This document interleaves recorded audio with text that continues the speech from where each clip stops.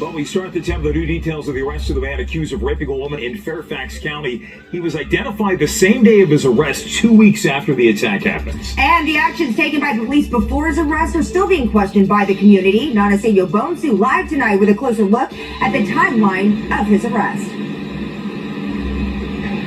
Jim and Angie, good evening. We know that timeline ends here at Metro Center Station, where Locke was arrested by transit police. We know that he is suspected of sexually assaulting a woman at gunpoint at a Fairfax County hotel. Now, just hours before his arrest, he was stopped about 3 miles away.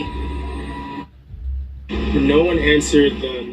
Teron Sheffield was working security at the Safeway on Georgia Avenue when him and shoppers spotted a man who appeared to be Patrick Locke.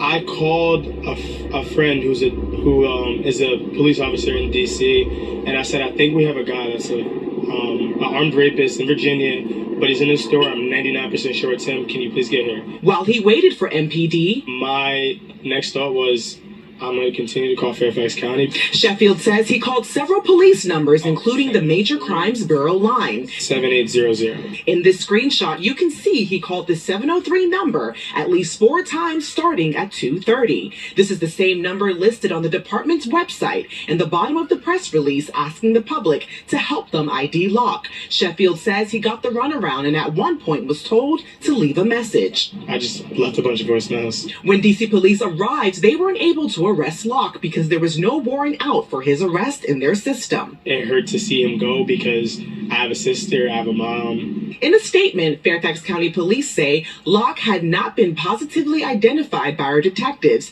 and no warrants had been obtained at that point. Shortly after Locke was let go by MPD, he was identified, warrants were obtained, and he was arrested at Metro Center Station around 4 p.m. by transit police. Sheffield, along with others in the community, wonder why they weren't alerted sooner. We could have been walking down the street somewhere. He could have grabbed somebody in D.C., you know, in an alley on the street going to their apartment. Next time I hope that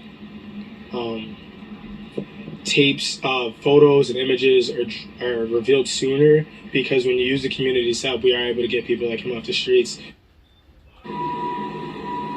Now, we did reach out to Fairfax County Police asking them why surveillance images were released 2 weeks after the incident. They say their detectives were developing and following up on leads, and when those leads ended them up at a dead end is when they released those photos. We asked if that's the normal process or steps of releasing images, and we're waiting to hear back from them. Now, another question we're also waiting for an answer on is how they handled the calls that the security officer made when he made contact with Locke. Again, he said he made several calls and he was told to leave a message. We're also waiting on their response for that. And when we do get it, we'll update the story here and online.